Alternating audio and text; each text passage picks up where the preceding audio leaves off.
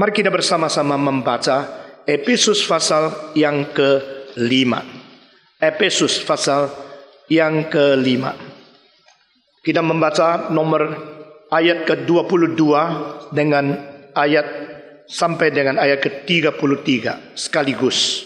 Efesus pasal yang ke-5, ayat ke-22 sampai dengan ayat yang ke-33. Kita membaca bersama-sama. Setiap orang, satu ayat per satu ayat. Hai istri, tunduklah kepada suamimu seperti kepada Tuhan. Karena suami adalah kepala istri, sama seperti Kristus adalah kepala jemaat. Dialah yang menyelamatkan tubuh.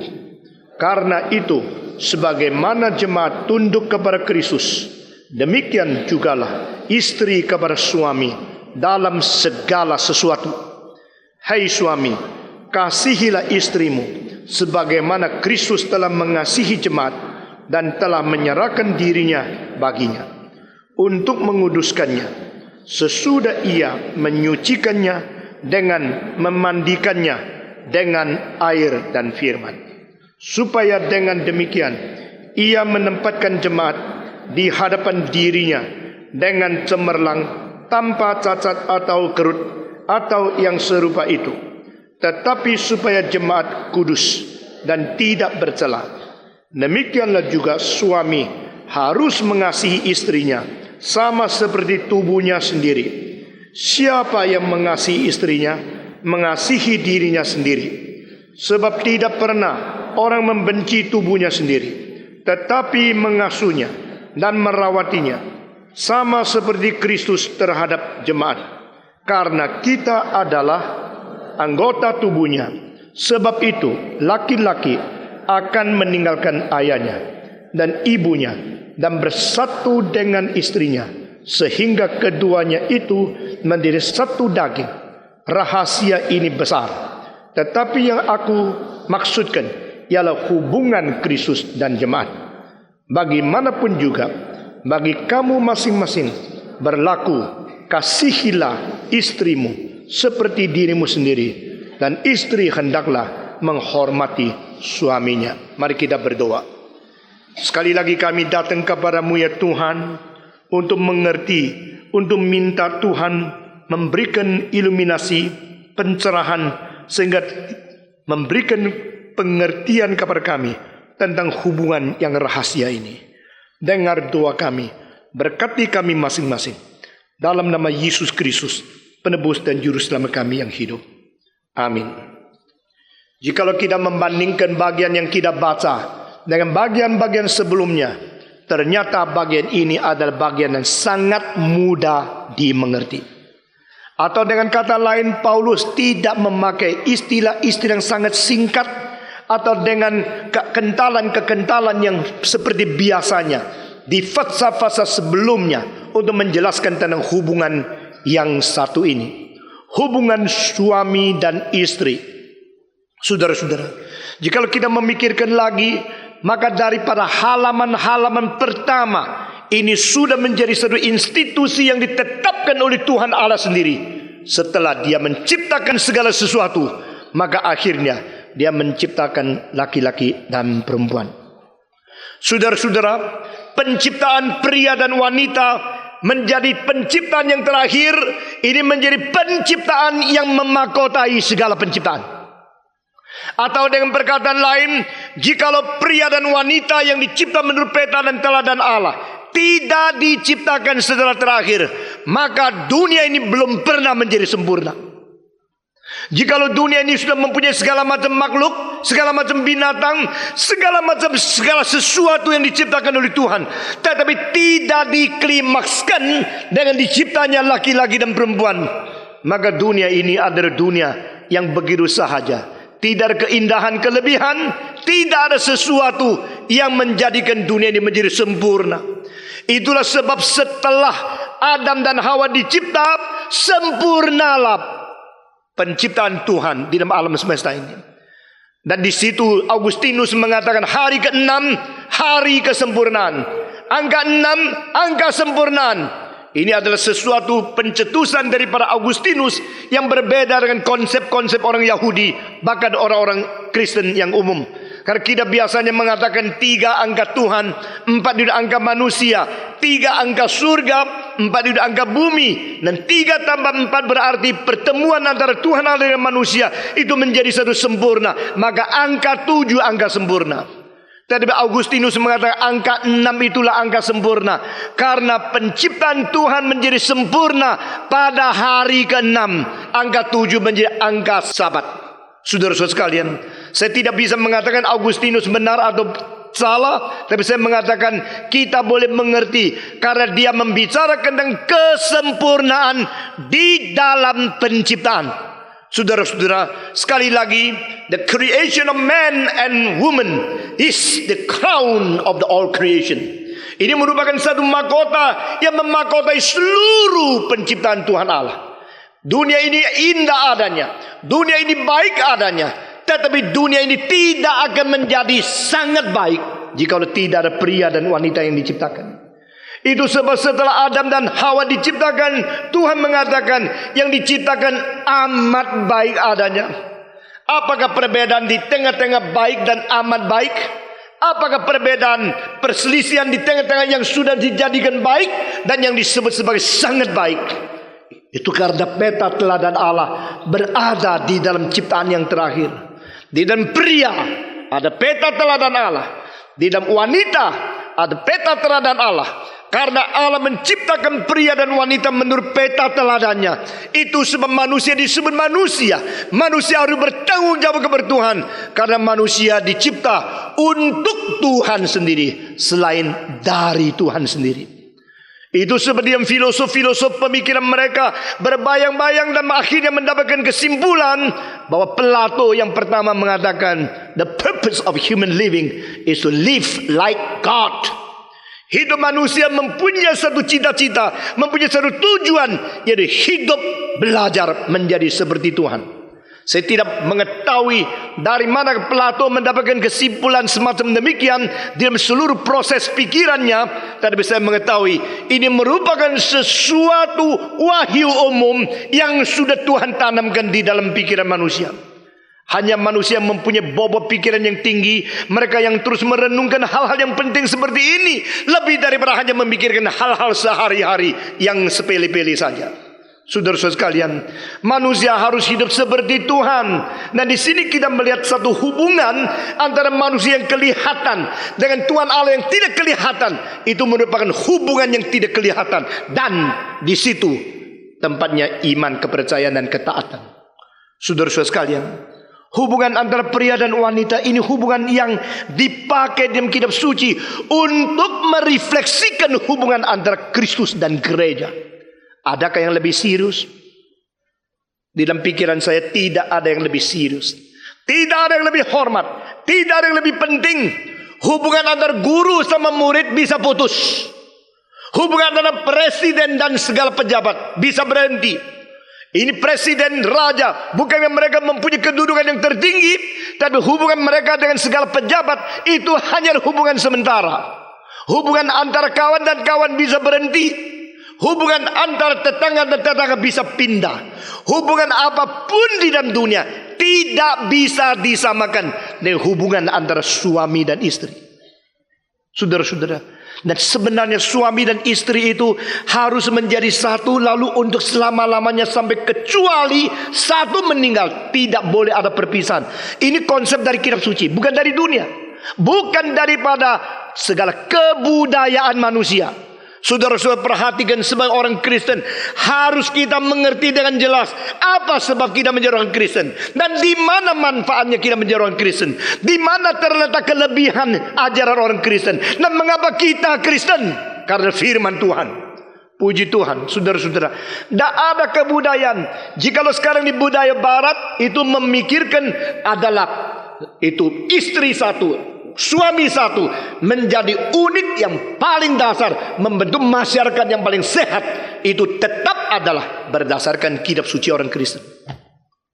Sekarang kebudayaan Barat adalah kebudayaan yang sudah menerima segala sesuatu yang penting dari agama Kristen, tapi berusaha membuang Tuhan.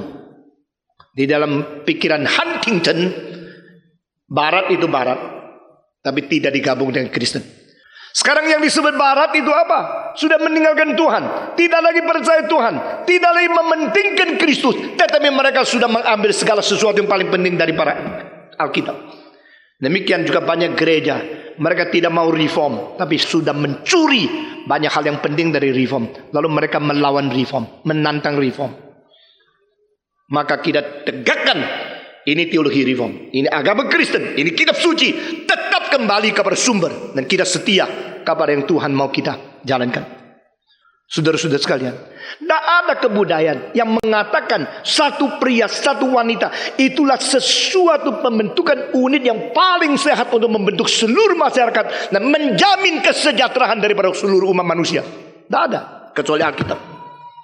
Saudara-saudara sekalian, meskipun wahyu ini ada wahyu progresif, sehingga dari permulaan kurang jelas, sehingga di dalam perjanjian lama kita melihat banyak orang mempunyai istri banyak. Tapi itu bukan kehendak Tuhan yang asal. Karena dari permulaan, halaman-halaman yang paling permulaan, Tuhan mengatakan dia hanya menciptakan satu pria dan hanya menciptakan satu wanita.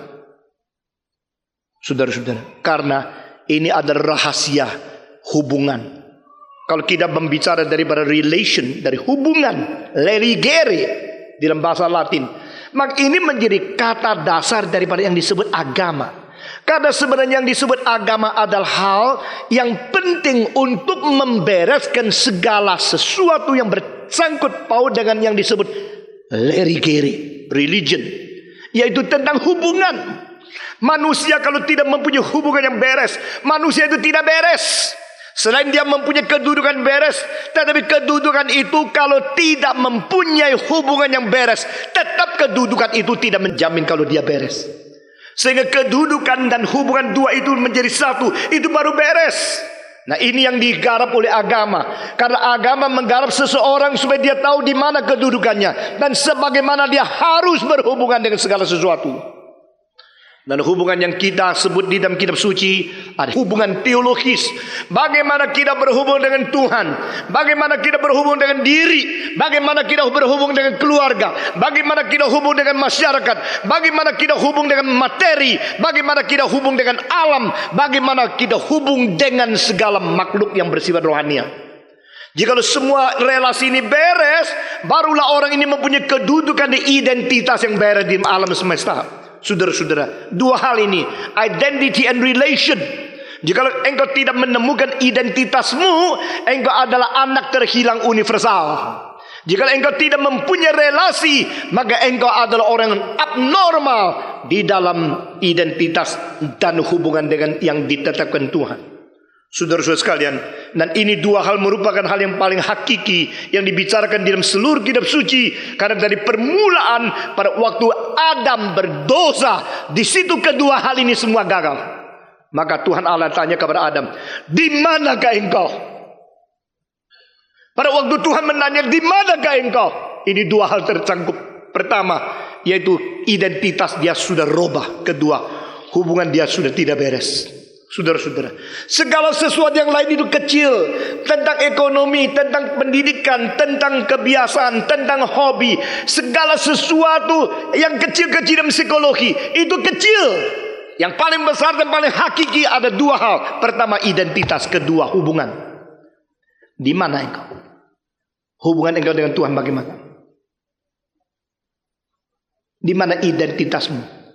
Dan apakah masih normal engkau dengan Tuhan? Nah, saudara-saudara, inilah sebabnya kita memikirkan pada waktu Paulus membicara dengan suami dan istri, dia mengatakan dengan kalimat yang begitu jelas, suami cintailah istrimu, istri taatilah suamimu, sebagaimana Kristus mencintai gereja dan sebagaimana gereja harus taat kepada Kristus. Begitu gampang.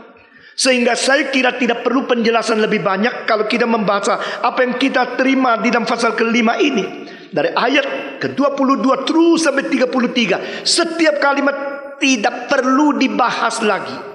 Tapi saudara-saudara, di belakang ini mari kita melihat sekali lagi. Inilah keunikan kekristenan. Inilah sumbangsi kekristenan terbesar di dalam sejarah. Dan ini yang menjadi dasar dari segala dasar kebudayaan. Saudara-saudara, Jikalau keluarga hancur, kebudayaan tidak ada hari depan. Sekali kalau hubungan itu sudah tidak beres antara pria dan wanita, maka hubungan yang lain akan rontok satu dengan satu. Karena di sini terletak satu keseriusan kehormatan yang paling dasar. Karena suami dan istri itu sesuatu hubungan yang begitu suci dan begitu penting, seperti Kristus dan gereja. Saudara-saudara, adakah Alkitab mempersamakan hubungan hal-hal yang lain disamakan seperti hubungan gereja dan Kristus? Tidak ada. Saudara-saudara, pendeta dan anggota hubungannya tidak seserius suami dan istri. Karena apa? Karena hubungan suami dan istri itu dipersamakan dengan hubungan antara Kristus dan gereja. Apakah menjadi sifat hubungan antara gereja dan Kristus? Itu adalah 4 poin yang paling besar. Catat. Pertama, hubungan antara Kristus dan gereja adalah hubungan spiritual. The spiritual belonging. The spiritual relationship. Hanya melalui Roh Kudus maka kita diberikan hidup yang baru. Hanya melalui Roh Kudus maka kita diperanakan pula. Hanya melalui Roh Kudus kita diperrohanikan dan kita mendapatkan hidup rohani dari Tuhan. Itu sebab hubungan gereja dengan Kristus adalah hubungan rohani. The spiritual relationship. Ini pertama. Jikalau kita tidak menginginkan gereja maju, maka kita buang akan prinsip ini. Gereja dan Kristus hubungannya adalah satu keanggotaan seperti partai-partai yang lain saja. Tidak benar. Barang siapa tidak mengerti poin ini, gerejanya pasti tidak dibangun di dalam dasar yang kuat. Barang siapa tidak mempentingkan akan poin pertama ini, gereja akan menjadi satu organisasi masyarakat ormas seperti yang lain. Tapi kalau kita mengetahui bahwa gereja dan Kristus hubungannya itu hubungan rohani, maka kita tidak berani sembarang mengerjakan hanya karena kita pintar administrasi, kita pintar organisasi. Perhatikan semua gereja yang hanya pentingkan organisasi sekarang mulai rontok. Saya tidak mengatakan organisasi tidak penting, saya mengatakan itu bukan semua. Jikalau prinsip rohania ini tidak ada, maka organisasi yang kuat tidak menjamin gereja itu sehat dan bertumbuh dengan baik. Saudara-saudara, seorang majelis yang sudah meninggal pada tahun 79, dia berkata kepada saya pada waktu saya melayani di Surabaya, orang Kristen cuma dibagi 2 macam, yang rohani atau tidak. Yang rohani akan melihat segala sesuatu dari kaca Roh Kudus, kacamata Roh Kudus, mengerjakan segala sesuatu daripada apa yang Tuhan mau, apa yang menjadi keinginan Tuhan, apa yang menjadi visi yang diberikan kepada Tuhan kepada gereja. Nah, itu orang Kristen yang baik. Tapi orang Kristen yang lain ada orang Kristen yang tidak pakai kacamata rohani. Segala sesuatu dilihat daripada profit saya, segala sesuatu dilihat daripada apa yang boleh saya untung, apa yang menjadi kerugian bagi saya, apa yang menjadi penting ruginya saya. Orang yang tidak rohani tidak bisa melayani Tuhan dengan baik. Biarpun dia PhD, dia pun bagaimana pengalaman, biarpun dia bagaimana. Saudara-saudara, saya ketakutan sekali kalau gerakan ini akhirnya jatuh kepada orang yang tidak berrohani, tapi mempunyai baik pengetahuan tinggi atau kekuatan administrasi yang besar. Karena ini adalah spiritual. Kedua, hubungan gereja dengan Kristus adalah eternal, bukan temporal. Ini adalah hubungan yang kekal, hubungan yang tidak boleh berubah, hubungan yang tidak akan dibuang oleh Tuhan. Saudara-saudara, dari konsep reform kita mengetahui Allah berencana sebelum adanya waktu. Itu sebab yang diinginkan ada gereja yang dimiliki oleh selama-lamanya. Dari konsekuensi seluruh sistem ini timbullah satu pikiran, anugerah Tuhan dan jadi Tuhan di dalam kekekalan tidak tergantung apa yang diputuskan oleh kebebasan manusia. Maka predestinasi itu adalah ajaran yang benar. Our God is eternal God. In Him there's nothing unknown quantity of future. Tak mungkin Allah tidak mengatakan hal yang terjadi, sehingga pada satu hari ada orang menerima dia Tuhan, yang memanggil dia Tuhan, yang menerima dia sebagai Tuhan. Lalu orang itu yang dipilih menjadi orang Kristen. Justru Allah mempunyai rencana yang kekal, pilihan yang kekal, bijaksana yang kekal, pandangan yang kekal, janji yang kekal. Maka dia memberikan hidup yang kekal. Dan disitulah hubungan gereja dengan hubungan Tuhan itu adalah hubungan yang kekal. Saudara-saudara, karena hubungan yang kekal, itulah sebab pada waktu Martin Luther dikucilkan keluar daripada Katolik, tidak usah takut. Di luar gereja tidak ada keselamatan. Gereja itu bukan gedung. Gereja itu bukan organisasi. Gereja itu sesuatu pemilikan yang bersifat rohania yang berhubung dengan Tuhan secara kekekalan. Itulah sebab pada waktu ekskomunikasi mengakibatkan orang-orang Kristen Protestan tidak tahu kemana dan tidak ada identitas. Hubungannya putus, identitasnya menjadi kabur dan tidak jelas. Disuruh doktrin predestinasi memberikan kekuatan. Saudara-saudara, kau milik Tuhan bukan karena kau berada di dalam atap gereja. Kau milik Tuhan bukan karena kau pernah dipegang oleh pastor dengan tangannya yang terus-menerus menurunkan akan sesuatu cap dari Petrus. Kau milik Tuhan karena sebelum dunia diciptakan kau sudah dipilih oleh Tuhan. Itu menjadi satu kekuatan jaminan sehingga sampai sekarang. Dan semua teologi-teologi yang paling kuat itu ada di dalam sayap reform.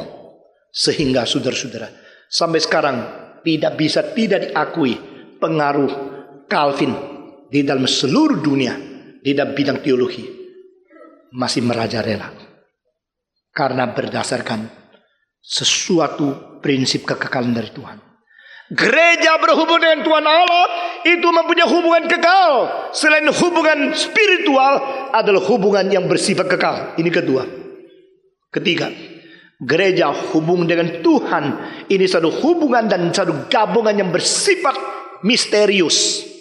Saudara-saudara, saya tidak memakai istilah mistik. Karena mistik di dalam pada skolastiksisme oleh beberapa orang seperti Meister of Eckhart, Jacob Boehme dan lain sudah menjadi sesuatu yang ada penyelewengan. Tapi saya pakai misterius, satu rahasia, rahasia rohani, rahasia kekal, rahasia yang mempunyai pengertian melampaui kemungkinan manusia berpikir dengan rasio yang sangat terbatas. Saudara-saudara, ini sesuatu kerahasiaan, sesuatu hal yang begitu sacred and secret, begitu suci dan begitu misterius sehingga melampaui pemikiran kita.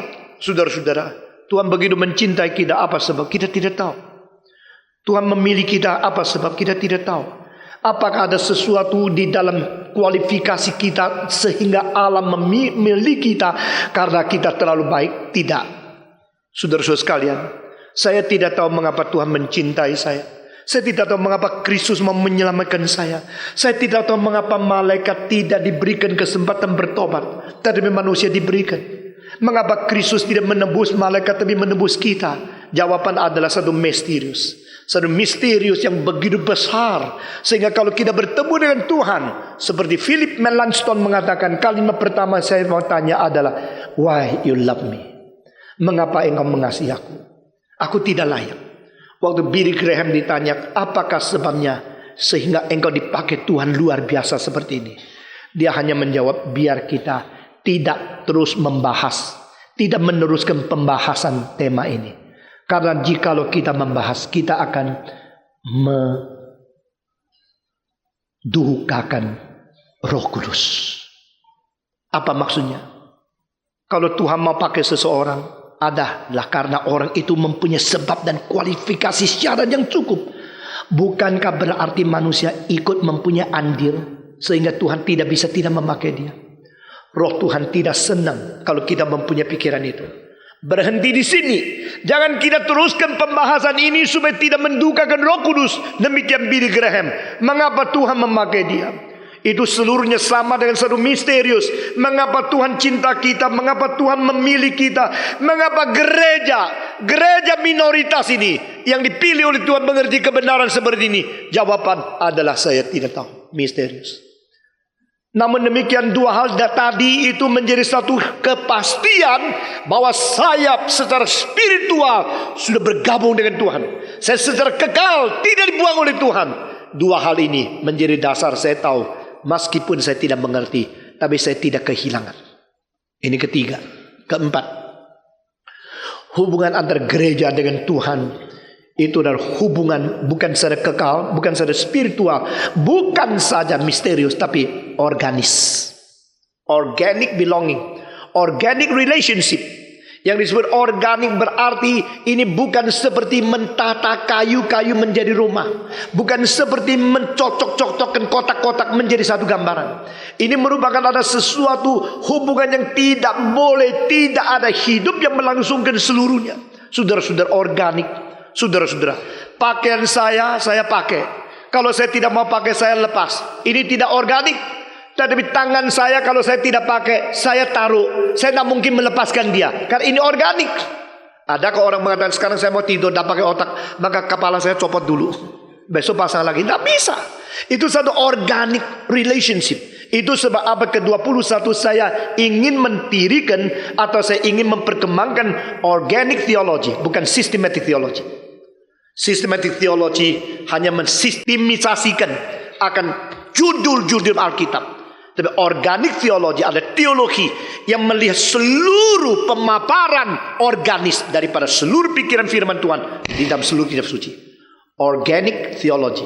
Saudara-saudara, hubungan antara gereja dengan Kristus adalah hubungan organis. Hubungan antara gereja dengan Kristus adalah hubungan yang hidup, hubungan yang tidak bisa lepas, hubungan yang berfungsi dan berkait satu dengan lain, yang tidak bisa dijadikan satu sistem saja.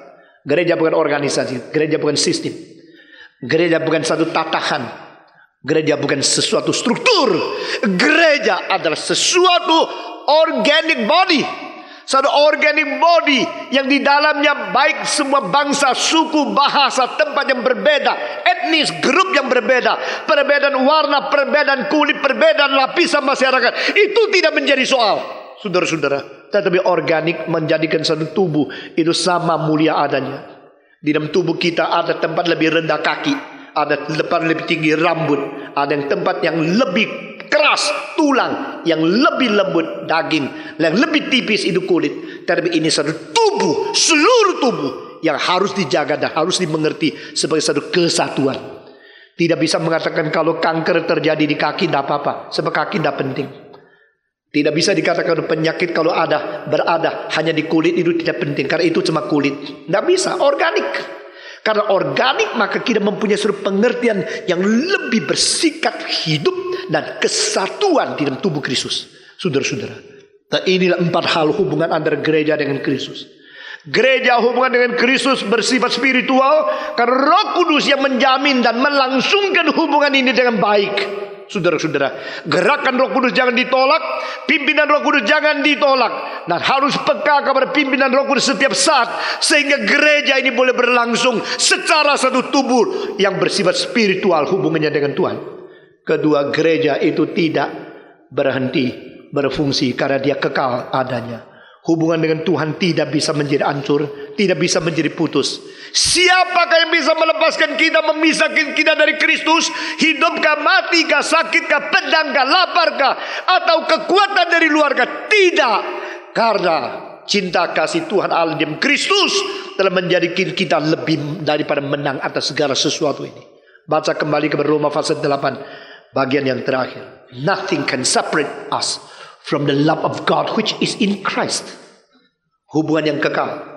Karena hubungan kita dengan Tuhan itu ada hubungan yang spiritual, hubungan yang kekal, hubungan yang bersifat misterius, yang lebih daripada apa yang kita bisa pikirkan, dan hubungan yang bersifat juga organis. Maka kita sekarang hidup di dalam Kristus, di bawah Kristus. Dan hubungan ini dengan jelas, Kristus kepala, gereja, tubuh, semua. Kristus kepala, gereja, tubuh. Kalau Kristus kepala, gereja, tubuh, maka tidak ada tubuh yang memimpin kepala, tapi kepala yang memerintah tubuh. Tidak ada tubuh yang mengutus kepala, tapi kepala yang mengutus tubuh, yang mengatur secara organis, secara hidup, secara bijaksana, secara segala hikmat, supaya tangan, kaki, mata, hidung, seluruh organ bekerja di dalam satu kesatuan. Itu namanya tubuh dan kepala. Organic relationship. Saudara-saudara, ini jelas sekali. Lalu dengan pengertian seperti inilah baru kita masuk ke dalam pengertian suami dan istri. Saudara-saudara, orang bilang Pak Stephen Tong kalau khotbah prolegon lemanya kuat luar biasa. Karena prinsip-prinsip itu sudah beres baru mengerti bagian-bagian ayat. Saya bilang memang. Kita tidak mau mentafsirkan Alkitab satu ayat. Karena seluruh kitab suci sudah ada sesuatu struktur organis yang kuat sekali. Kalau itu sudah jelas, baru kita membaca setiap ayat itu jelas. Saudara-saudara sekalian, tubuh dan Kristus adalah gereja dan kepala. Tubuh dan kepala seperti gereja kepada Kristus. Baru sesudah mengerti itu, kita mengerti hubungan suami istri. Kaunseling sekular tidak habis-habis dan kebanyakan gagal karena mereka tidak mengerti firman Tuhan. Suami istri geger tidak habis-habis. Setiap hari itu ada yang mau nikah, ada yang mau cerai. Dunia ini tidak habis-habis karena tidak mengerti firman Tuhan. Saudara-saudara, kesulitan-kesulitan terbesar abad ke-20 ini bukan secara ekonomi. Jangan kira kalau orang sudah kaya tidak ada kesulitan hubungan suami istri. Justru dalam keluarga kekayaan, keluarga kaya banyak urusan yang tidak beres. Inilah dunia. Tapi orang Kristen tidak demikian. Orang Kristen melihat hubungan suami istri begitu suci, begitu hormat. Karena mereka mengetahui ini adalah antara Allah dan manusia. Antara Kristus dan gereja. Sehingga ada sesuatu pengertian vertikal bertanggung jawab kepada Tuhan. Dan setiap orang yang menikah di dalam Kristus tidak boleh ada pikiran di dalam otaknya berusaha mencerai istrinya. Karena ini adalah satu hubungan kekal. Satu hubungan spiritual, organis, misterius. Di mana sebagaimana Kristus mencintai akan gerejanya. Maka suami harus mencintai istrinya. Tidak boleh membiarkan mulutmu, saya mau cerai dengan kamu. Tidak diizinkan ada pikiran dan pikiran perkataan semacam itu. Kita boleh bercekcok. Kita boleh berbeda pendapat. Kita boleh mempunyai perbedaan-perbedaan di dalam dunia ini. Tapi kita tidak mengizinkan setan menaruh benih perceraian, perpisahan di dalam pikiran kita. Saudara-saudara sekalian, jikalau ada orang akhirnya tidak mengerti akan ini dan akhirnya cerai dan sebagainya, itu adalah mereka sudah jatuh daripada kedudukan dan daripada prinsip yang seharusnya. Saudara-saudara, kita harus takut segala pencobaan dari iblis dan takut penggodaan daripada orang ketiga yang ikut campuri keluarga kita. Seperti takut api neraka. Berhati-hati jika ada seseorang mengatakan dia tidak puas dengan suaminya, lalu bicara dengan kamu yang mungkin sedang tidak puas dengan istrimu. Hati-hati dengan orang yang kelihatan lebih cantik daripada istrimu, lebih muda, dan mungkin lebih cocok dengan idemu tentang estetik yang sedang datang untuk merayu kamu. Hati-hati dengan kesempatan yang kebetulan ada, di mana tidak ada orang ketiga melihat, dan engkau mempunyai kemungkinan lebih dekat dengan seseorang yang bukan dari Tuhan. Saudara-saudara, dengan pikiran gereja dengan Kristus, kita mawas diri dan kita mempunyai prinsip diri bagaimana saya harus hidup di dalam dunia ini. Dan keluarga yang bagaimanapun bertahan, memikul salib dan menjaga kesatuan di dalam hubungan suami istri adalah keluarga yang akhirnya sangat diberkati oleh Tuhan. Saudara-saudara, anak kita sedang besar, mereka sedang melihat, dan mereka akan secara tenang-tenang menjadi hakim Tuhan melihat bagaimana kita berhubungan sebagai suami dan istri. Dan Paulus berkata di sini, biarlah yang menjadi istri taat kepada suamimu di dalam segala hal. Saudara-saudara, sebagaimana gereja harus taat perintah Tuhan dalam segala hal. Dan Paulus tidak lupa mengatakan yang menjadi suami, cintailah istrimu sebagaimana Kristus mencintai akan gerejanya. Nah, saudara-saudara, mari kita akan melihat beberapa poin yang penting dari ayat yang kita baca tadi. Efesus pasal ke-5. Saya tidak akan membaca dengan istilah yang persis, tapi saya akan memberikan akan poin-poin yang penting. Saudara-saudara, mari kita melihat ayat ke-23 bahwa suami adalah kepala dari istri, sebagaimana Kristus adalah kepala dari gereja. Yang disebut kepala di sini bukan hak sewenang-wenang. Yang di sini adalah perencana, pemikir, penanggung jawab, dan mengambil status yang sangat riskan. Itu kepala. Kalau engkau diributin yang segala kesulitan, engkau bilang, aduh kepalaku sakit. Sakit kepala. Karena apa? Karena bertanggung jawab, bukan? Banyak orang kalau mendengar ayat ini, dia mengatakan, oh, saya kepala. Sebagaimana Kristus kepala gereja. Saya kepala istri. Maka saya semau sendiri. Yang disebut kepala itu berarti yang memikir, yang merencana, yang menanggung kekhawatiran, yang harus menanggung segala beban dan yang paling riskan. Kalau peluru kena akan kakimu, tidak mati. Kena kepalamu pasti mati. Itu namanya kepala. Yang paling penting, yang paling riskan. Kristus adalah kepala daripada gereja. Suami adalah kepala dari istri. Berarti engkau berani jadi suami. Berani menanggung segala pikiran, kekhawatiran, kesulitan, rencana. Dan segala sesuatu yang mencemaskan. Engkau tanggung sebagai suami. Kepala. Saudara-saudara. Begitu banyak orang pakai ayat Alkitab. Lalu menjelaskan Alkitab. Seperti dia begitu hafal Alkitab. Tapi yang dipakai hanya untuk memprofitkan diri saja. Saya kira itu tidak adil. Mari kita memikirkan akan hal ini. Kristus kepala gereja. Jadi dia adalah selain pemerintah gereja, tapi dia adalah yang menanggung segala sesuatu kesulitan gereja. Waktu kita berdoa, kita melemparkan kesulitan kepada siapa? Kepada Tuhan, bukan? Lalu Tuhan lemparkan kesulitan kepada siapa? Tidak ada Tuhannya Tuhan, bukan? Betul tidak? Enak aja kita ada kesulitan kasih tahu pendeta. Pendeta ada kesulitan kasih tahu akan pendeta lebih tinggi lagi. Lalu pendeta sinode kasih tahu lagi Tuhan. Lalu Tuhan ada kesulitan terus kasih tahu Tuhannya Tuhan. Tidak ada. Yang disebut pemimpin itu adalah kang buntunya kesulitan semua. Yang disebut semua 1, 2, 3. Yang disebut pemimpin adalah kang buntunya kesulitan. Itu namanya pemimpin. Jadi tidak ada way out lagi. Itu kepala. Ya. Jadi dia harus tanggung semua. Itu kepala. Engkau tidak ngerti kitab suci, enak aja. Mau jadi kepala tapi tidak mau menanggung jawab. Tidak mau memikirkan segala kesulitan. Engkau yang menjadi suami sudah memikirkan tentang anakmu. Tentang hari depan. Tentang segala jaminan. Tentang perjuangan. Tentang rencana mereka atau tidak. Engkau memikirkan seluruh keluarga. Dengan segala rencana. Segala kesulitan. Pikir dengan baik-baik. Itu kepala. Kepala pusing. Kepala sakit. Ya, puji Tuhan belum kepala bengkak. Kalau kepalamu pusing sakit karena itu kepala tugasnya. Yang jadi kepala harus bersedia sakit kepala. Semua 1, 2, 3. Yang jadi kepala harus bersedia sakit kepala.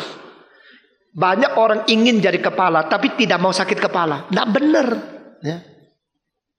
Kalau mau jadi kepala bersedia sakit kepala. Kalau ingin jadi kepala, bukan hanya ingin berwenang-wenang untuk memerintah ini. Semua orang suka memerintah, tapi tidak mau diperintah. Semua orang suka mengatur, tidak mau diatur. Yang paling cilaka yang ngatur sendiri tidak ngerti. Ini. Makin ngatur, makin ngawur. Makin atur, makin repot. Orang bilang jangan dibantu lah, lu makin bantu, gua makin repot. Ya. Itu anak-anak kecil, bantu ya. Bantu cuci piring. Yang sudah cuci dikasih sabun lagi. Itu namanya bantu. Saudara-saudara. Yang mengatur harus mengerti. Yang mengatur harus bertanggung jawab. Yang mau mengatur, yang mau merencanakan, dia harus berpikir matang-matang. Itu sebab rasio lebih kuat pada pria dibanding dari wanita. Sedangkan wanita insting lebih kuat daripada rasio, daripada pria. Istri-istri para wanita mempunyai instinktif fungsi jauh lebih tinggi daripada laki-laki. Itu adalah satu shortcut, satu conveniency, dan satu privilege yang diberikan oleh Tuhan. Kalau pria lagi pikir mestinya gini, wanita bilang, "Nggak usah banyak ngomong." Saya langsung tahu itu orang jahat. Dari mana tahu? Pokoknya jahat. Lu kok sombongnya, lalu dianalisis 2 tahun kemudian, memang jahat. Lu kok tahu ya, dia kayak nabi kok. Nah, saudara-saudara. Jadi karena kesulitan terlalu banyak, Tuhan memberikan kepada wanita sesuatu shortcut, sesuatu instinktif fungsi yang begitu besar. Tapi saudara-saudara, biar kita saling menghormati. Dan pria harus memikir, karena pria adalah kepala. Kepala harus menanggung khawatir, cemas, kesulitan, rencana. Dan dia harus mempunyai satu ketenangan otak. Karena pada waktu kesulitan datang, istri kebanyakan teriak dulu. Tapi suami harus pikir dulu. Dia adalah kepala. Suami di dalam keluarga menjadi kepala. Bukan menjadi sewenang-wenang pukul istri. Perintah ini, perintah itu, menjadi diktator. Tak karu-karuan, tidak. Tapi dia harus menjadi pemikir yang tenang. Perencana yang sehat. Penanggung jawab. Dan yang ambil resiko untuk mewakili seluruh keluarga. Itu kepala. Saudara-saudara. Kedua, Yesus Kristus. Selain dia adalah kepala, dia ada juru selamat. Saudara-saudara, ayat ke-23 akhir. Dia menyelamatkan. Dia bukan hanya memerintah. Dia bukan hanya mengatur, mendikte. Tapi dia menyelamatkan. Pada waktu kesulitan datang, pada waktu dosa sudah terjadi, Kristus datang ke dunia ini. Kristus hubungan dengan gereja adalah menyelamatkan. Menjadi juru selamat, Savior. Di sini tidak ada gejala Kristus dalam gereja menjadi diktator. Tidak ada. Di sini yang kita indikasi, yang kita lihat di sini adalah dia kepala dan dia adalah penyelamat. Saudara-saudara, suami mencintai istrimu dan sebagaimana Kristus mencintai gereja. Terhadap gereja, Kristus adalah penyelamat. Dia adalah juru selamat. Dia adalah yang menyelamatkan. Itulah tugas seorang pria. Saudara-saudara, pada keluarga berada dalam kesulitan, suami lari. Karena kesulitan yang dikerjakan oleh dia sendiri. Sesudah dia mengerjakan kesulitan, dia lari. Biar istri yang tanggung setengah mati. Dia utang uang sebanyak mungkin lalu pergi. Supaya istri dikejar-kejar oleh orang-orang yang pinjam uang kepada dia. Itu udah benar. Seorang suami yang baik adalah seorang suami yang berjiwa penyelamat. Seorang suami yang bertanggung jawab. Seorang suami yang mengetahui bahwa istri saya lebih lemah dari saya. Dia adalah seorang penolong di dalam rumahku. Tapi terhadap luar, aku ada penyelamat dia. Saudara-saudara, jika istrimu di dalam kesulitan, di dalam bahaya, engkau harus berada di depan untuk menanggung tugas sebagai penyelamat. Karena Kristus adalah kepala dan dia adalah penyelamat. Ini hal yang kedua. Hal yang ketiga, ayat ke-25. Yang menjadi suami harus mencintai istrimu sebagaimana Kristus mencintai gereja dan yang menyerahkan diri. Mencintai dan menyerahkan diri.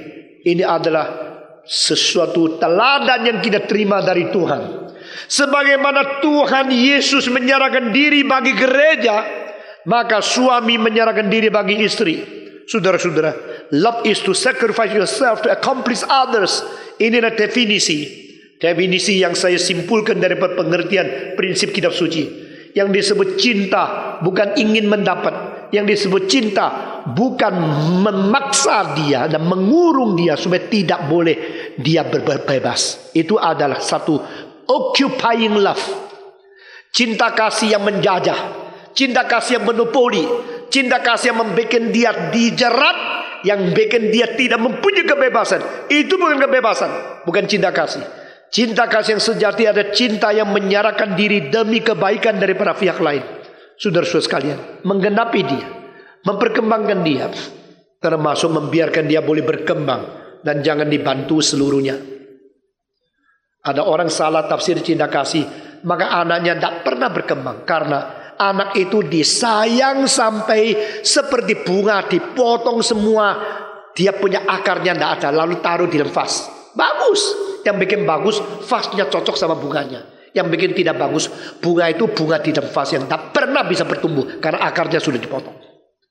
Jadi saudara-saudara, suami mencintai istri termasuk juga memikirkan bagaimana menggenapkan dia. Sehingga kalau satu hari suami kalau meninggal dunia, istri pun bisa berdikari. Dan membiarkan dia dilatih untuk bisa berdikari. Itu termasuk salah satu bagian daripada kasih. Tuhan kalau mencintai dunia, maka membiarkan begitu banyak orang susah di dunia seperti tidak digubris. Di mana cintamu?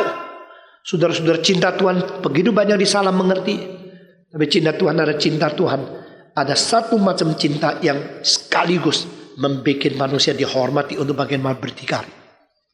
Waktu saya sampai umur 20, saya mempunyai satu pikiran. Mama saya kurang cinta saya. Karena apa? Karena anaknya terlalu banyak. Lalu saya mengatakan maklum. Dia tidak ada suami. Dan dia tidak bisa membagikan waktunya untuk setiap anak. Karena dia harus kerja saban hari. Begitu lama. Bagaimana dia bisa membagikan cukup waktu untuk anak. Tak kurang sayang, kurang mendidik. Tapi pada waktu saya sudah menjadi hamba Tuhan, saya memikir itulah cara Tuhan memakai ibu saya mencintai saya secara tidak sadar dengan cara yang terbaik. Saudara-saudara, orang deisme mengatakan Allah telah menciptakan dunia lalu membiarkan dunia ini mati hidup sendiri. Itu deisme, salah mengerti Tuhan. Orang seperti saya mengatakan mama saya seperti kurang cinta saya. Dan mama saya mengatakan yang kau bisa kerjakan, aku tidak akan membantu. Karena kau adalah seorang manusia yang harus berdikari. Nah, saya terapkan itu kepada anak-anak saya. Sehingga kadang-kadang anak juga rasa kurang memperhatikan saya. Kurang mempelajari saya. Demikian kepada mahasiswa. Saudara-saudara. Mahasiswa teologi saya tidak akan pelihara satu persatu mendetail. Karena bagi saya itu bukan cinta. Kalau engkau merasa saya kurang diperhatikan. Saya di sekolah teologi kurang diperhatikan. Saya baru tahu engkau tidak berhak menjadi hamba Tuhan. Karena yang disebut menjadi hamba Tuhan bukan minta diperhatikan, tapi memperhatikan. Kalau engkau belum belajar dari para pasif menjadi aktif, engkau belum berdikari. Saudara-saudara. Dan kadang-kadang Tuhan membiarkan gereja dalam kesulitan seolah dibiarkan. Kadang-kadang yang tanya kenapa sudah minta 8 tahun tidak ada izin gereja boleh kita bangun gedung. Kenapa begini? Kenapa uang kita yang tadi sudah kumpulkan bisa bangun gereja? Karena tidak boleh bangun sekarang menjadi menyusut. Kenapa jadi begini? Hambanya hal tidak mengerti. Tetapi saudara-saudara, kehendak Tuhan kita tidak tahu. Kadang-kadang kita tahu dibiarkan begitu saja. Nah saudara-saudara, tetapi bukan berarti Tuhan tidak menyerahkan diri. Dia menyerahkan diri demi kita. Penyerahan diri. Bukan mengerjakan segala sesuatu, tetapi dia menyerahkan diri dan dia juga mendidik kita. Saudara-saudara, Kristus mendidik kita menyerahkan diri. Bukan saja demikian. Ayat ke-26 di sini katakan memakai air dan memakai firman. Kristus membersihkan gerejanya. Kristus membersihkan gereja dengan memakai air dan memakai firman. Air di sini merupakan sesuatu pengertian yaitu pembersihan. Pembersihan. Di mana ada air di situ ada pembersihan, saudara-saudara. Dan air juga menjadi lambang pertobatan. Karena pertobatan itu dilaksanakan menyatakan yang bertobat dibaptiskan, saudara-saudara. Air berarti pembersihan. Membersihkan dengan air, membersihkan firman, saudara-saudara. Kuasa firman ada kuasa yang membersihkan. Barang siapa mendengarkan khotbah hidupnya tidak menjadi lebih suci, itu tidak beres. Barang siapa mendengarkan khotbah lalu pikirannya hatinya mulai merasa aduh ditegur, kita dibersihkan, kita diberi kesadaran, kita mulai keluar dari persana cacat segala cacat celah, itu berarti khotbah sudah berfungsi. Maka Yakobus mengatakan barang siapa dengar khotbah dia seperti datang melihat cermin. Setelah melihat cermin dia pasti membersihkan diri. Dan di situ selain firman membersihkan kamu yang dengar firman harus membersihkan diri juga. Saudara-saudara, kita di gereja, kita ini satu tubuh Kristus. Kita gereja yang sedang dibersihkan oleh Kristus melalui air dan firman. Saudara-saudara. Dan dengan demikian, dua hal yang dibersihkan. Pertama penyakit-penyakit, kedua kerut-kerut. Yang disebut kerut-kerut yaitu ketidaklancaran, ketidakberesan yang tidak wajar di dalam tubuh Kristus. Saudara-saudara, kalau kulit kita sudah kurut-kurut atau kita sudah tidak beres, banyak najisnya, dibersihkan, dirapikan sehingga kita menjadi tubuh yang mulia. Itu artinya Maka dengan demikian kita melihat ayat selanjutnya mengatakan supaya boleh menjadi suci. Ayat yang ke-26. Melalui air dan firman membersihkan gereja menjadi suci, boleh dipersembahkan kepada diri sendiri menjadi gereja yang mulia. Saudara-saudara, gereja yang mulia, gereja yang bagaimana? Gereja yang suci. Suci dan mulia selalu digabungkan dalam kitab suci. Saudara-saudara, di dalam firman Tuhan, kemuliaan tidak ada hubungan dengan dosa. Justru terbalik, di mana ada dosa, di sana tidak ada kemuliaan. Di mana ada kemuliaan, di sana tidak ada dosa. Itulah sebab Roma pasal 3 ayat ke-23 dikatakan, barang seluruh dunia ini sudah berdosa dan mengurangi kemuliaan daripada Allah. Saudara-saudara, all men had committed sin and make short the glory of God. Saudara-saudara, dosa mengurangi kemuliaan dan kemuliaan akan mengurangi dosa. Di mana dosa penuh, di situ kemuliaan nol. Di mana kemuliaan penuh, di situ dosa nihil. Di mana dosa bertambah, di situ kemuliaan berkurang. Di mana kemuliaan bertambah, di situ dosa berkurang. Kalau saya memakai satu hal bikin saudara lebih gampang ingat adalah dosa itu D-O-S-A, bahasa Indonesia. Tetapi mulia di dalam bahasa Greka justru ada doxa, D-O-S-X-A. Saudara-saudara, doxa itu mulia, dosa itu adalah dosa. Jadi di mana ada doxa, di situ tidak ada dosa. Di mana ada dosa, di situ tidak ada doxa. Gampang ingat bukan? Saudara-saudara, bahasa Greka, Yunani, doxa itu mulia. Maka di mana ada doxa, di situ tidak ada dosa. Di mana ada dosa, di situ tidak ada dosa. Saudara gampang ingat sekali. Dan itu bahasa Yunani. Saudara-saudara, mulia itu doxa. Kemuliaan itu bertambah-tambah terus. Dosa itu makin kurang. Kalau seorang yang suci, engkau lihat dia itu mulia. Lihat mukanya, lihat hidupnya. Dia jalan lewat meskipun dia sudah tua, sudah jelek. Tapi itu orang suci. Begitu lewat, engkau memikirkan seumur hidup dia hidup suci. Engkau mempunyai sesuatu kehormatan luar biasa di hatinya. Gereja juga demikian. Orang bilang abad 20, semua orang lagi cari teman yang paling bagus supaya bisa menarik orang yang bagus-bagus datang ke gereja. Kenapa itu GRI masih pakai granada yang kursinya begitu kotor dan begitu tua, begitu ketinggalan? Saya kira itu bukan hal yang paling penting. Saudara-saudara, jika anak Allah bisa lahir di Palungan, kita boleh pakai gedung yang tua, tidak penting. Tidak jadi soal. Yang penting gereja ini adalah gereja yang beres. Jika engkau mempunyai pakaian suci tapi hatinya kotor, lebih baik engkau hatinya suci sekali, pakaian itu bersih tapi tidak mahal. Saudara-saudara, orang miskin yang suci lebih mulia daripada mereka yang pakai berlian, pakai mutiara, pakai emas perak, tetapi yang hidupnya tak karu-karuan. Tuhan Yesus membersihkan gerejanya menjadi gereja yang suci dan mulia. Suci dan mulia selalu berjajar bersatu. Puji Tuhan. Gereja harus mulia. Demikian juga saudara-saudara, seorang suami menginginkan istrinya memelihara kesucian. Kesucian, kesetiaan. Kesucian dan kesetiaan digabung menjadi satu. Ini tertulis di dalam 2 Korintus pasal 11. Saudara-saudara, simplicity, dignity, and holiness. Saudara-saudara, sebagaimana Hawa tidak boleh menerima godaan daripada ular, gereja seharusnya tidak boleh menerima godaan dari ular. Gereja diharapkan menjadi suci.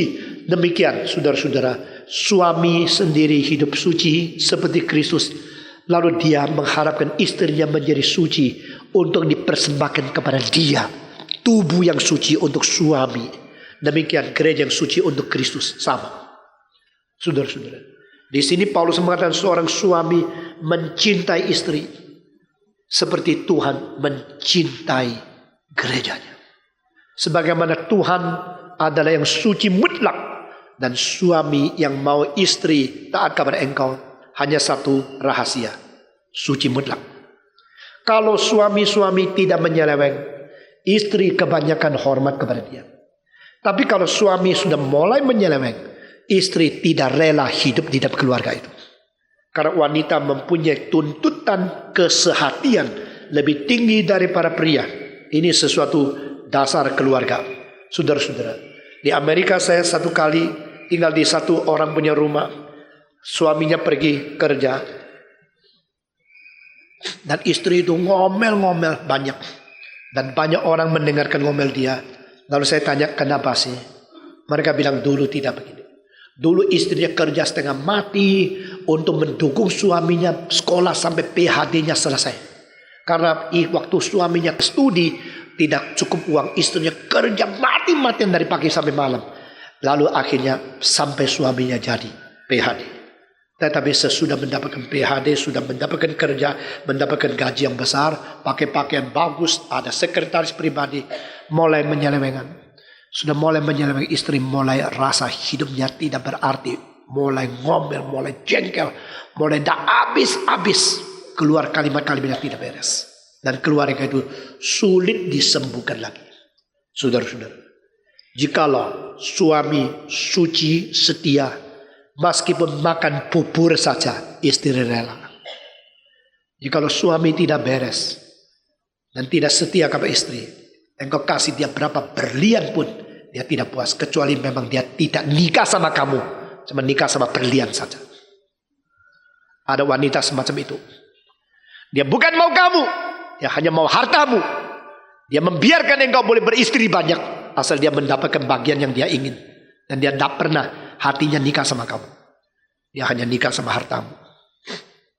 Satu makalah yang saya tidak habis-habis terus menikmati adalah makalah yang pendek di satu majalah kira-kira 35 tahun yang lalu. Jikalau aku orang kaya. Karena judulnya jikalau aku orang kaya, maka aku tertarik karena saya bukan orang kaya. Jikalau aku orang kaya, di dalamnya banyak kalimat. Saya tidak tahu kesusahan petani. Saya akan kira makin menindas mereka, makin membeli barang murah, maka saya makin sukses. Dan kesusahan mereka, keringat mereka tidak pernah saya hargai. Jikalau saya orang kaya, saya tidak pernah mengetahui apa rasanya melalui keringat mendapatkan sesuatu. Itu lebih indah daripada hanya mendapatkan sewenang-wenang. Jikalau aku orang kaya, saya tidak tahu istrimu menikah dengan aku atau menikah dengan hartaku. Jikalau aku orang kaya, tidak pernah aku merasakan kepuasan sungguh-sungguh setelah saya berjerih payah satu hari, malamnya boleh tidur enak. Bagaimana bersyukur kepada Tuhan. Saudara-saudara, yang miskin selalu rasa diri kekurangan sesuatu, kehilangan banyak hal. Tapi jangan lupa, yang kaya pun selalu tidak sadar apa yang kehilangan di dalam hidupnya. Itu sebab mari kita jangan iri, jangan hina. Yang kaya tidak menghina yang miskin, yang miskin tidak mengiri yang kaya. Biar kita belajar satu dengan lain, to appreciate others, dan to warn yourself, memperingati diri apa yang kehilangan di dalam hidup saya. Saudara-saudara, jikalau seorang pria setia sama istri, dia makan bubur pun, dia naik sepeda pun dia rela kok. Jikalau engkau tidak setia sama dia, maka waktu dia mati, matanya tidak mau tutup, kamu bisa gila setengah mati, saudara. Setia kepada istrimu, ini adalah ajaran dari Alkitab. Saudara-saudara. Dan di sini dikatakan dua hal. Pasal 5 ayat 27. Supaya dengan demikian ia menempatkan jemaat di depannya, dirinya. Dengan apa? Cemerlang, tanpa cacat, atau kerut, atau yang serupa itu. Atau terjemahan lain, supaya membersihkan segala penyakit dan kerut dan sebagainya dari tubuhnya, menjadi tubuh yang suci untuk Tuhan. Saudara-saudara, Tuhan membersihkan gereja supaya mempersembahkan diri di hadapan Tuhan menjadi gereja yang mulia. 28 semua membaca, demikian juga suami harus mengasihi istrinya sama seperti tubuhnya sendiri. Siapa yang mengasihi istrinya, mengasihi dirinya sendiri. Semua 1, 2, 3. Siapa yang mengasihi istrinya, mengasihi dirinya sendiri. 29, sebab tidak pernah orang membenci tubuhnya sendiri, tetapi mengasuhnya dan merawatinya sama seperti Kristus terhadap jemaat. Saudara-saudara, jikalau orang sudah bosan istrinya dan dia berdoa supaya dia mati, pasti istrinya umur lebih panjang. Saudara-saudara, Tuhan itu Tuhan yang adil. Ada sepasang suami istri yang tidak cocok satu dengan lain dan meminta bercerai. Saya bilang tidak. Nasihat saya, engkau tidak boleh memikirkan bercerai kecuali dia mati. Kecuali yang satu mati, tidak ada perceraian. Saudara-saudara, dan dia tidak dengar. Sekarang mereka sudah berpisah dan dia menikah lagi. Dan keluarganya menjadi berantakan. Seorang lain mengatakan, saya lihat anak-anaknya mulai bergejala sakit jiwa karena tidak bisa menangani dan menerima fakta seperti itu. Saudara-saudara, jangan main-main. Hidup suami istri adalah hidup yang sangat hormat, sangat suci. Karena Tuhan telah menciptakan kita, pria wanita, menurut peta teladannya. Dan dipersamakan hubungan suami istri dengan gereja dan Tuhan Yesus.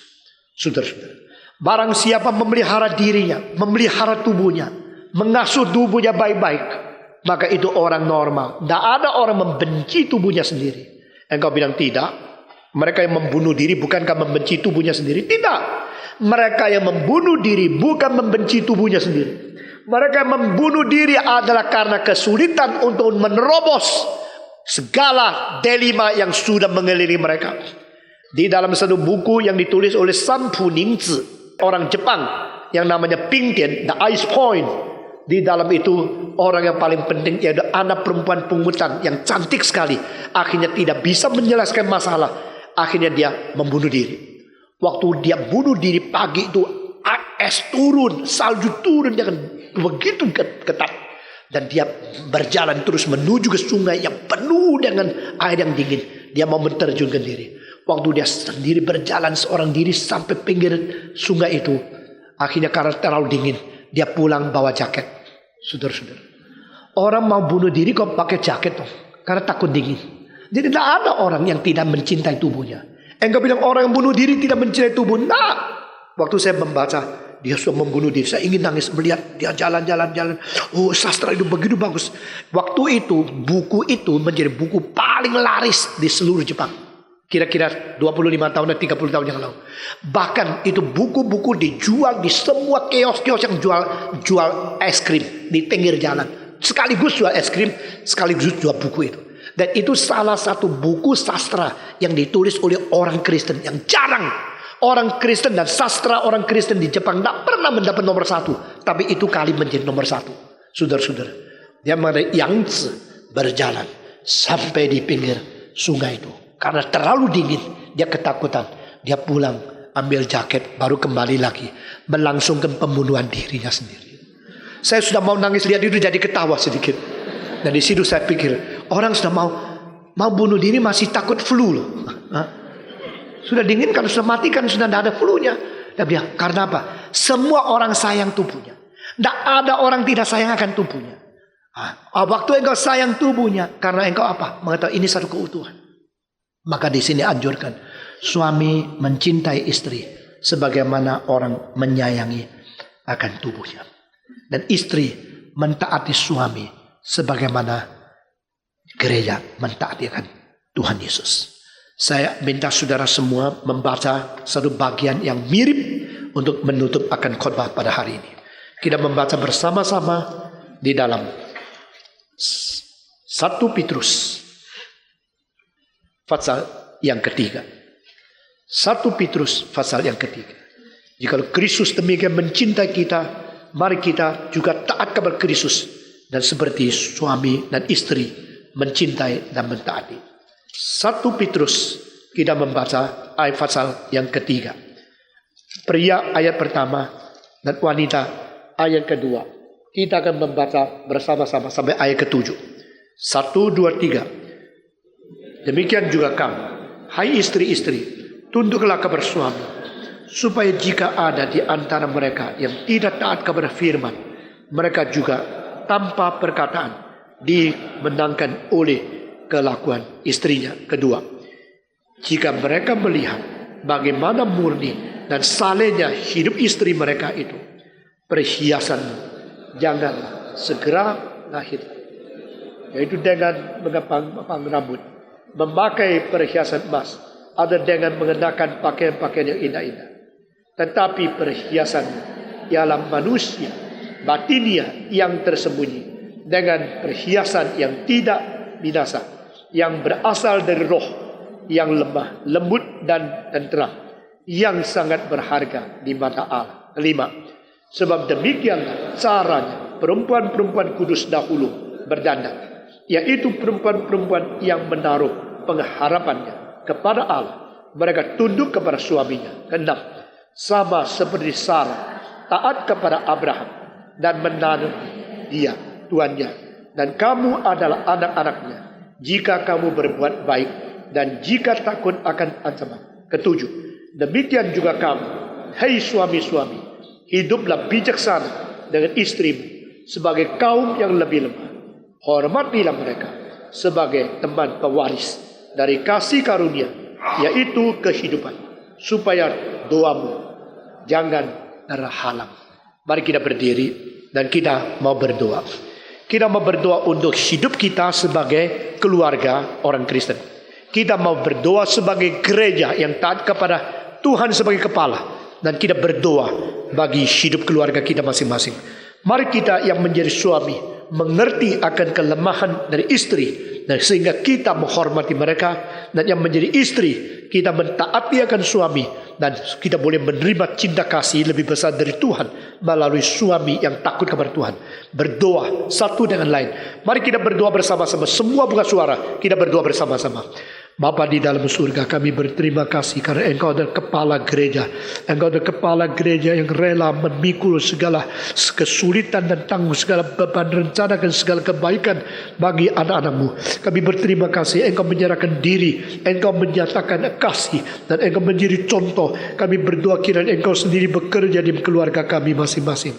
Kami berdoa kiranya Engkau memberikan kepada kami satu pengharapan bahwa kami taat akan perintah Tuhan, dan kami mempunyai pemikiran bahwa hubungan antara suami dan istri seperti Kristus dan gereja adalah hubungan yang kekal, hubungan yang tidak berubah, hubungan yang organis, hubungan yang sungguh-sungguh harus diperbaiki melalui roh yang memimpin kami, hubungan rohani yang misterius. Kami berterima kasih Tuhan, hubungan organis ini adalah hubungan yang kekal, maka kami akan hidup secara bersetia kepada Tuhan dan setia di keluarga sampai Kristus datang kembali. Dengar doa kami Tuhan.